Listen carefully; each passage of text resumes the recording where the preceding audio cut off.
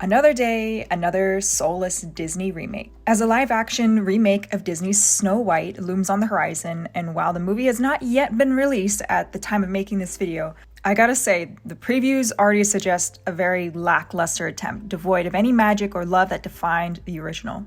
Hi, it's Magic Lens. I'm the independent creator of the adventure romance webcomic Changeling. If you want to check it out, it's free to read on my Patreon and other comic hosting platforms. All links are in the description.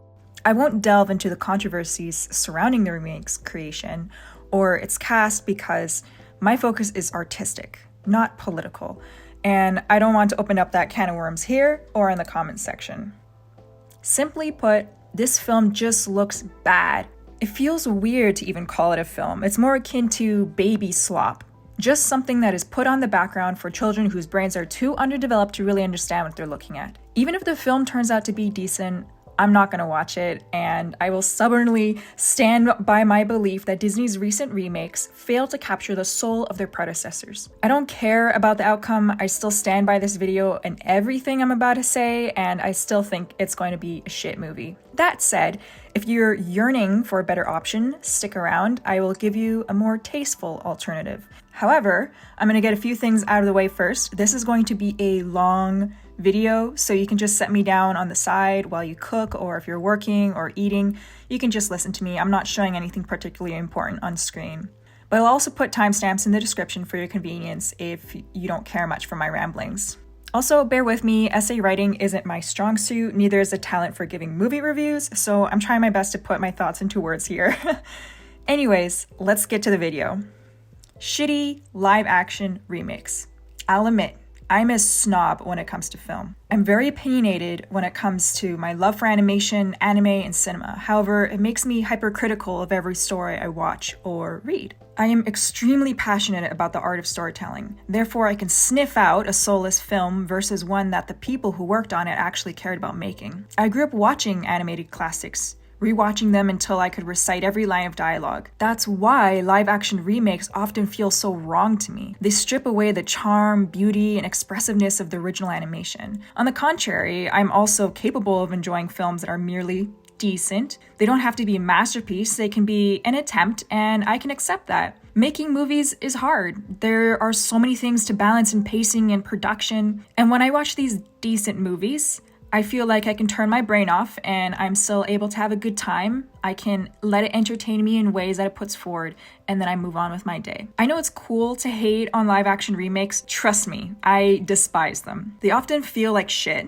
They look like shit, and when a new one emerges from the barrage of butchered Disney classics, I often sit back and listen to the chorus of movie reviewers explaining how pathetic these remakes are, making me feel better about not wasting my time watching it. But don't get me wrong, you're allowed to like these films. I find it icky when people shame others for just enjoying things that they don't understand or don't enjoy themselves, so I don't want to shame others here for liking movies that aren't popular. Everyone is entitled to love a movie, even if it's bad. It doesn't really matter the reason. This is just my opinion. I have my fair share of bad movies that I love for nostalgic purposes, and I'm too embarrassed to admit that I like, but I digress. I find live action isn't too well suited when trying to emulate the endless beauty, expression, and charm of the original animated movies. They are classics for a reason because they did it first, and recreating them often will show all the flaws and mistakes that live action can never live up to. I remember watching the 101 Dalmatians live action movie way back, and I cannot speak to the quality now because I haven't seen it since I was a child. I remember being a kid watching it, being mostly entertained, but also a bit disappointed since I remember sitting there thinking about how much I wanted to just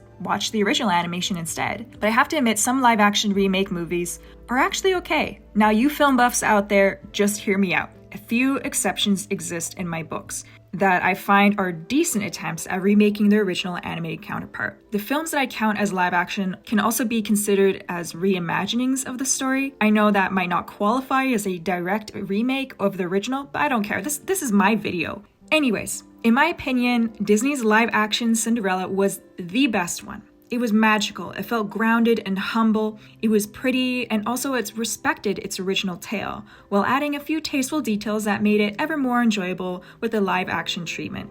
Alice in Wonderland took that dark Tim Burton whimsy and leaned into it without overdoing it like these more modern remakes.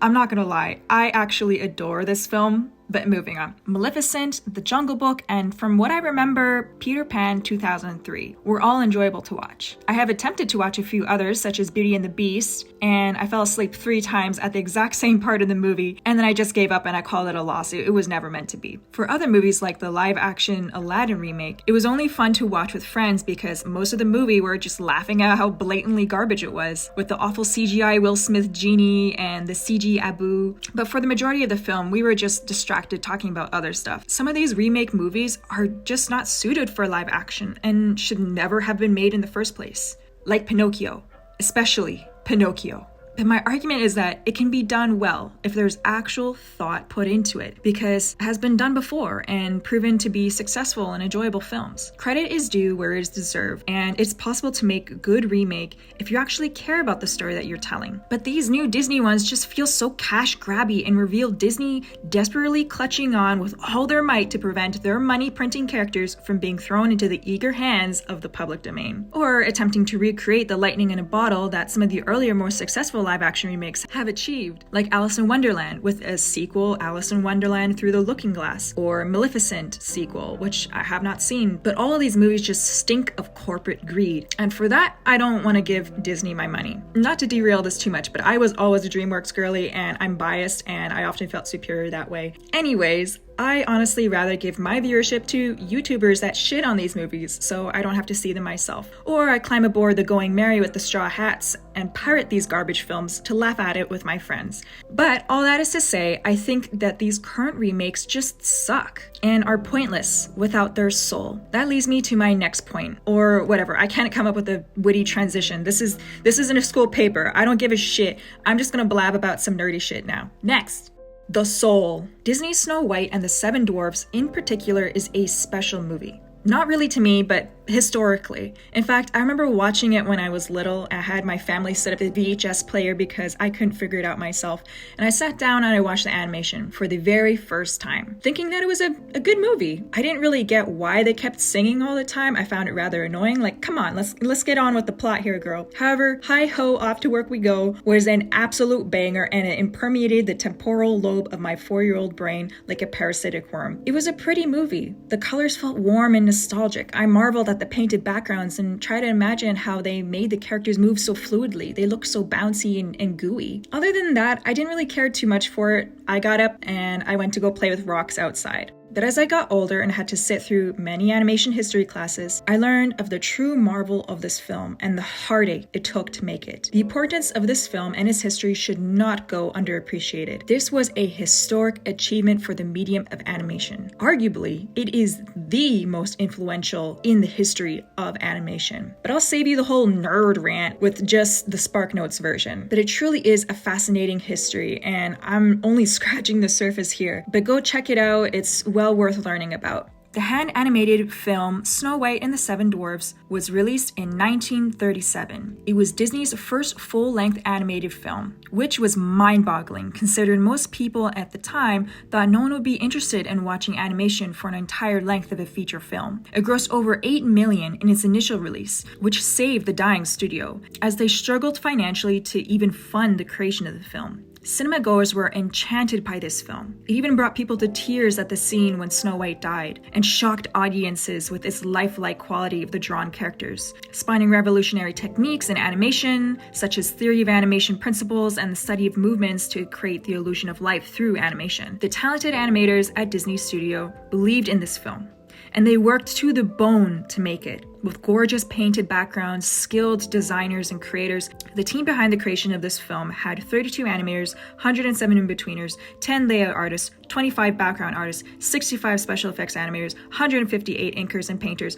1,032 assistants, plus many more artists and staff to make this film happen. And then you look at this.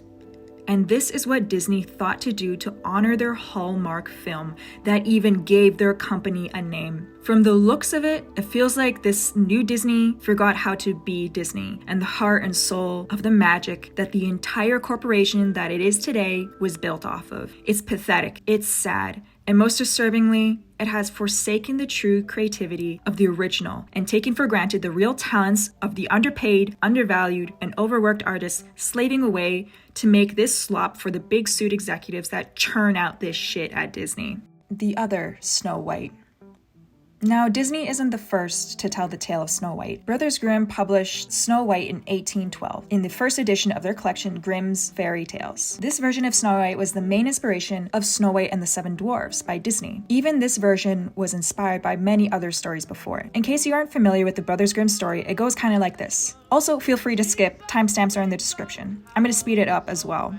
The queen has a child with fairness as white as snow, lips as red as blood, and hair as black as ebony, who she named Snow White. The queen dies and the king takes a new wife who is vain and proud. The new queen looks into her magic mirror demanding who's the fairest in the land, for which it responds, Snow White is. The queen became furious with jealousy and demanded a huntsman to bring her the heart of Snow White. The huntsman then brings Snow White into a forest to kill her, but he felt pity and chose to free Snow White when she promised to run into the woods and never return home. The huntsman brought the heart of a boar to the queen, which she believed it was Snow White's, so she had it cooked and she ate the heart. Snow White was lost until she found a cottage in the woods which belonged to 7 dwarves, who allowed her to stay there when she agreed to help keep the house in good order. The queen asked the mirror again, who is the fairest in the land, thinking Snow White is dead, therefore she is the fairest in the land. But that bitch-ass mirror snitches on Snow White and said Snow White is the fairest in the land. The queen attempts to trick Snow White into letting her into the cottage after 2 failed attempts to kill Snow White, first with strangling her with a silk lace, the second with a poison comb. The queen returns again for a 3rd time with a poison apple. Snow White, who didn't recognize the disguised queen again for the 3rd time, accepted the poison apple from her, and as soon as she swallowed it, she fell down dead. The dwarves then put her in a glass coffin. She seemed like she was sleeping because she was still so fair and beautiful. The dwarves mourned the death of Snow White until the prince saw the coffin. He tried to buy the coffin with Snow White in it, but the dwarves didn't want to part with their dear friend. But the prince insisted that they give him the coffin, and they did. And when they were moving the coffin, the apple dislodged from Snow White's throat, and she opened her eyes. The prince proposed to Snow White, and she accepted. The queen went to the wedding to see Snow White, furious that she still lived, but they gave her red hot shoes that would make her dance until she died, or something like that. And that's how the story goes. An oldie, but still holds up as a precautionary tale about stranger danger.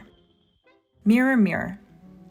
So on the heels of the pathetic remake attempt of Disney's Snow Shite, sorry, I had to, I wanted to encourage you to check out a better retelling of this old tale. Let me introduce you to the 2012 movie Mirror, Mirror, directed by Tarsim Singh.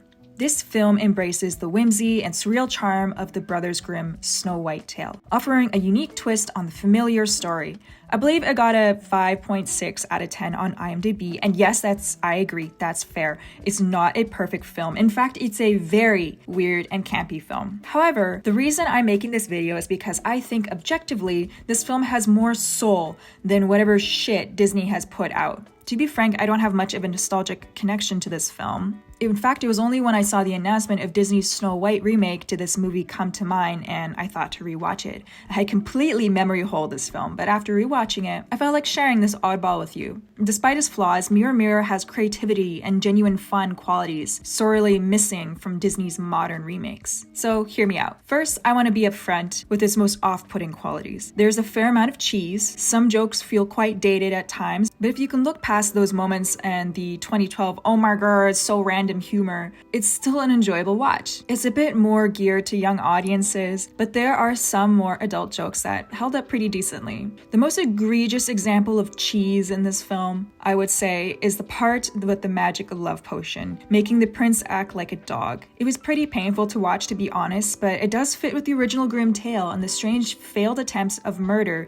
the queen devised to take out Snow White. I know this creative choice was done for comedic effect, filling in the gaps with the prince's character. After all, the original Grimm's version of the prince didn't have much of a personality at all, other than trying to buy her dead body from the dwarves just to gaze upon it every day. But this whole sequence isn't too long, so if you just bear with it, the plot gets along pretty quickly and efficiently. Anywho, this movie is great. I'm gonna come out and say it. I had fun with it. I'm also a sucker for fairy tales. It was a delight. Mirror Mirror takes the tale in a very surreal way, which is rather enjoyable from the story that had been told 1,000 times before. The film begins with a stunning porcelain doll vignette that establishes its fairy tale atmosphere. Singh's use of intricate designs and colorful costumes bring this storybook world to life. The queen's ornate castle reflects her frivolous excess and contrasts sharply with the struggling kingdom she's neglecting. These visual details enhance enhance the narrative, showing rather than telling the viewer about the stakes. This version embraces its humble origins, capturing that fantasy world charm and giving it a little modern spin at times. The landscapes feel grounded and real enough to suspend your disbelief, but they don't feel like generic fantasy. Rather, there is something oddly charming about their surreal designs, and you can enjoy the scenery without the blatant green screen usage that breaks the illusion, like in the Disney remakes. The interior settings are so lavish, with details embracing that Rococo maximalist aura. It's playful with storybook fairy tale motifs, with animals and magic as well. It doesn't feel like a dead world like Disney's hollow, desaturated films. Like, come on, look how lovely this setting is. Look at the colors, look at the details. It's begging you to look.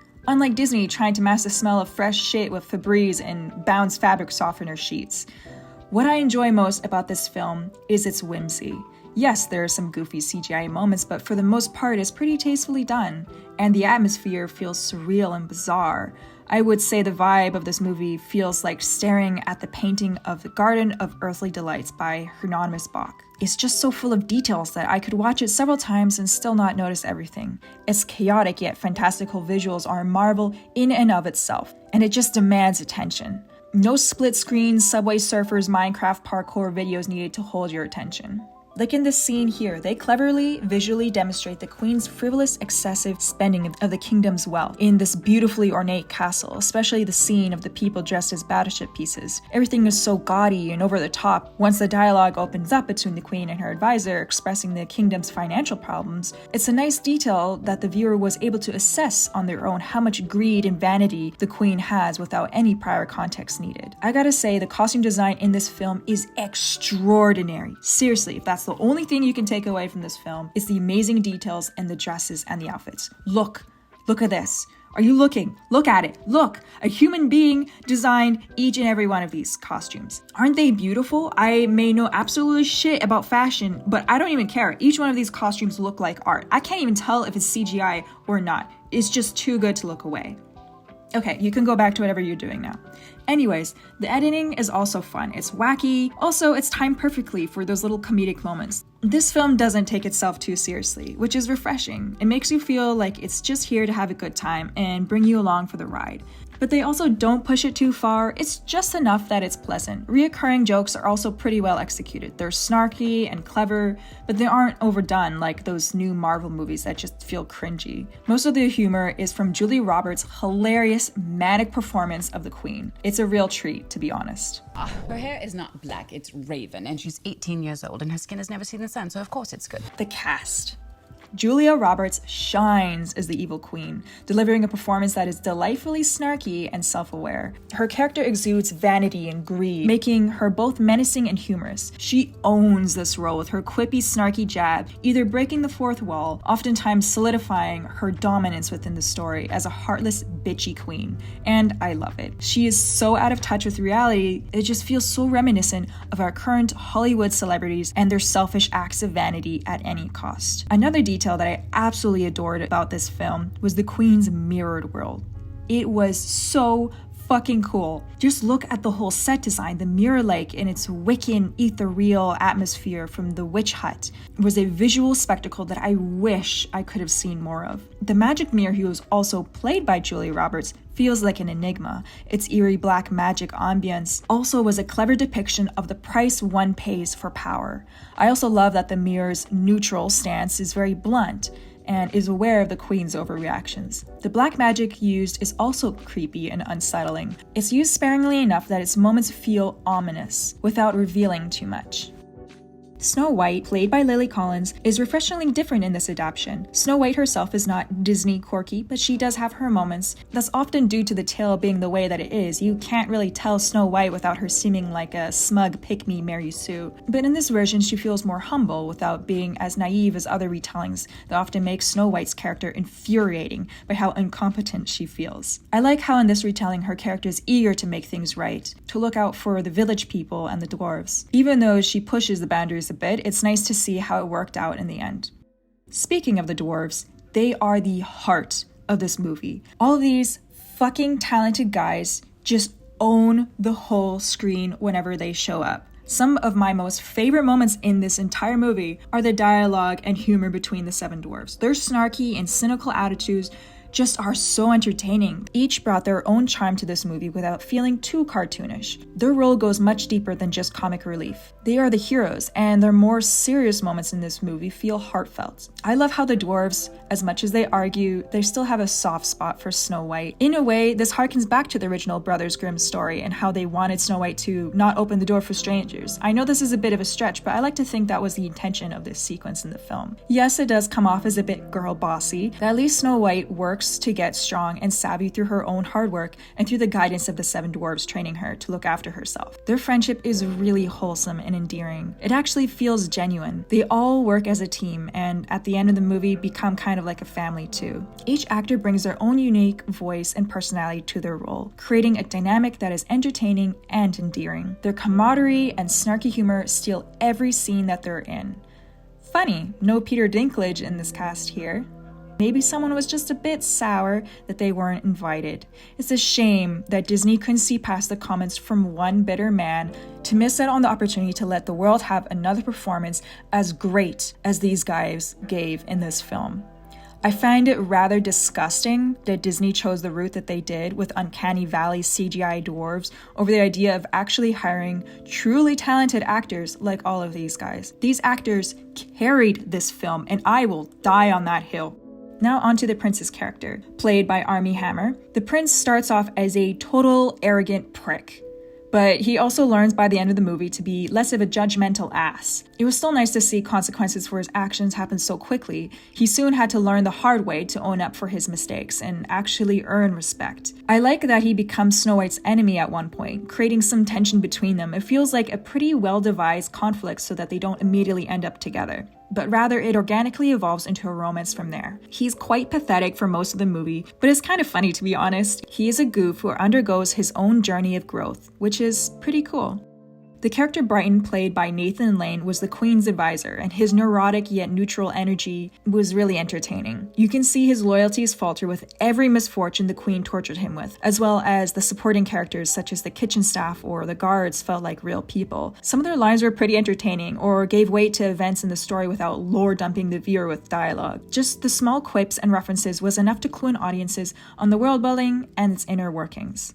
While Mirror Mirror doesn't take itself too seriously, it delivers soulful moments and impressive visuals. Its whimsical tone, fantastical settings, and playful editing make it a joy to watch, unlike the CGI-heavy, Uncanny Valley approach of Disney's remakes. Mirror Mirror feels tangible and imaginative, drawing the viewer into its wonder-filled fairy tale world.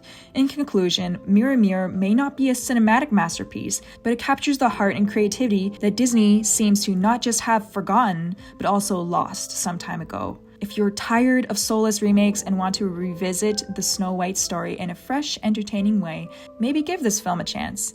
It's a reminder that reimagining a classic can work if you approach it with care, passion, and soul. And yeah, that's it. If you made it this far, here's your congratulatory sticker. You are a cool one. Thank you for watching my video. I suck at movie reviews. I don't know what possessed me to crawl out the ground like a cicada to make this, but don't expect too much more from me. This was too much work to make. I just like to make videos on whatever I want on this YouTube channel, so subscribe if you want or not. I can't tell you what to do. Anyways, I'll see you whenever I feel inspired enough to make another video. Bye!